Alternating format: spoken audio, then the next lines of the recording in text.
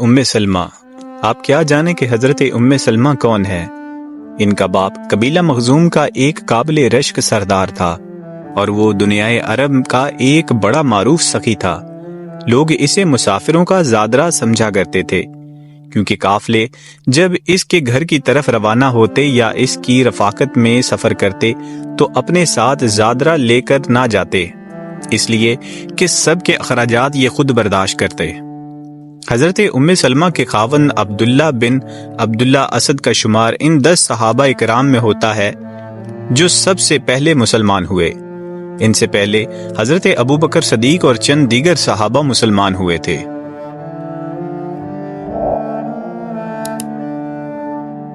حضرت ام سلمہ اپنے شوہر کے ساتھ ہی مسلمان ہو گئی تھیں، اور ان کا شمار ان صحابیات میں ہوتا ہے جنہیں اسلام قبول کرنے میں سبقت حاصل ہے۔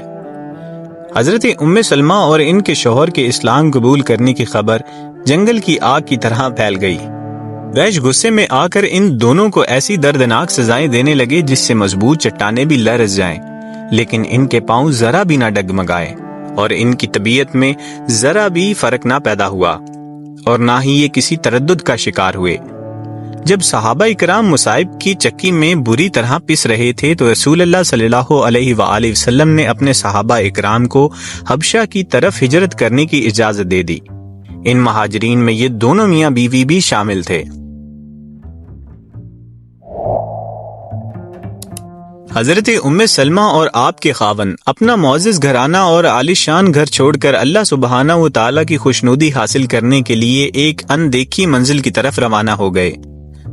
باوجود حضرت ام سلمہ اور آپ کے شوہر حبشہ کے حکمران نجاشی کی مکمل حمایت حاصل تھی، پھر ان کی دلی تمنا تھی کہ وہ مبارک گھڑی کب آئے گی جب وہ مرکز نزول وحی مکہ معظمہ بچشم خود دیکھیں گے اور حضرت محمد صلی اللہ علیہ وآلہ وسلم کی زیارت کریں گے۔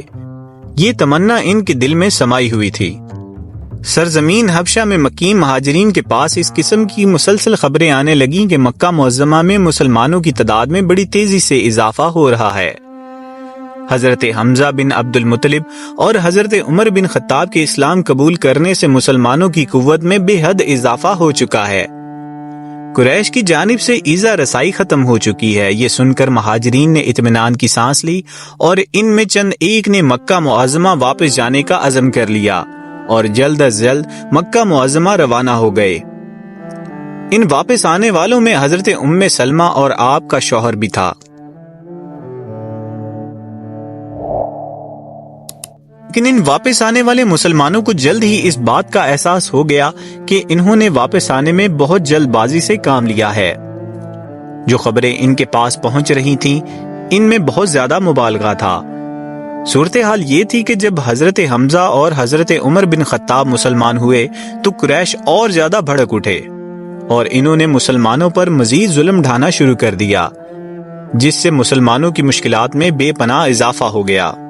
مشرکین نے مکہ معظمہ میں آباد مسلمانوں کو ایسی دردناک سزائیں دیں جن کی مثال نہیں ملتی۔ اس صورتحال کو دیکھ کر نبی اکرم صلی اللہ علیہ وآلہ وسلم نے اپنے جانثار صحابہ اکرام کو مدینہ منورہ ہجرت کرنے کا حکم دے دیا۔ تو مہاجرین کے پہلے قافلے میں حضرت ام سلمہ اور آپ کے شوہر نے شمولیت اختیار کی۔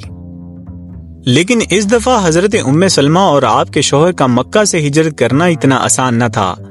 اس دفعہ انہیں انتہائی مشکلات کا سامنا کرنا پڑا۔ ہم یہاں مشکلات کی یہ کہانی حضرت ام سلمہ کی زبانی آپ کو سناتے ہیں، اس لیے کہ جس طرح اپنی آپ بیتی وہ خود عمدہ طریقے سے بیان کر سکتی ہیں، کوئی دوسرا اتنے اچھے اسباب میں بیان نہیں کر سکتا۔ حضرت ام سلمہ فرماتی ہیں کہ جب حضرت ابو سلمہ نے مدینہ ہجرت کر جانے کا عزم کر لیا تو انہوں نے مجھے اونٹ پر بٹھا دیا۔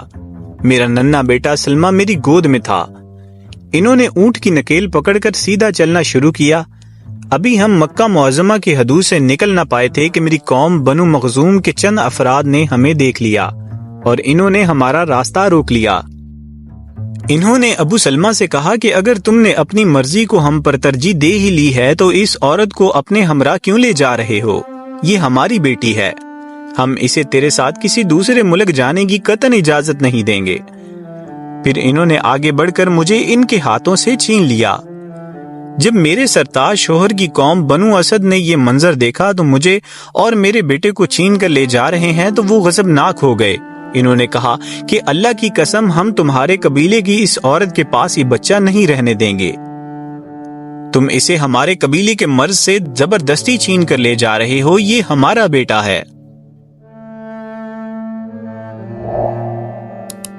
اس پر ہمارا ہی حق ہے۔ پھر وہ میرے بیٹے کو مجھ سے چھین کر اپنے ساتھ لے گئے۔ یہ صورتحال میرے لیے ناقابل برداشت تھی کہ ہمارا گھر بکھر گیا۔ شوہر مدینہ روانہ ہو گیا، بیٹے کو بنو اسد اپنے ساتھ لے گئے اور میری قوم بنو مخزوم نے زبردستی مجھے اپنے پاس رکھ لیا۔ ہمارے درمیان پل بھر میں جدائی ڈال دی گئی۔ میں برداشت کرنے کے لیے تنہا رہ گئی۔ میں غم کو کم کرنے کے لیے ہر صبح اس مقام پر جاتی جہاں پر یہ جدائی کا واقعہ پیش آیا تھا۔ میں وہاں بیٹھ کر دن رات روتی رہتی اور شام کے وقت گھر واپس آ جاتی۔ تقریباً 1 سال تک یہ سلسلہ جاری رہا۔ میں ایک دن وہاں بیٹھی رو رہی تھی کہ میرا ایک چچا زاد بھائی میرے پاس سے گزرا۔ میرا یہ حال دیکھ کر اسے مجھ پر رحم آ گیا اور اسی وقت جا کر میری قوم کے بڑوں سے کہا کہ تم اس مسکین عورت کو کیوں تڑپا رہے ہو؟ کیا تم اس کی حالت نہیں دیکھ رہے کہ یہ اپنے شوہر اور بیٹے کے غم میں کس قدر بے چین ہے؟ آخر اسے ستانے سے تمہیں کیا ملے گا؟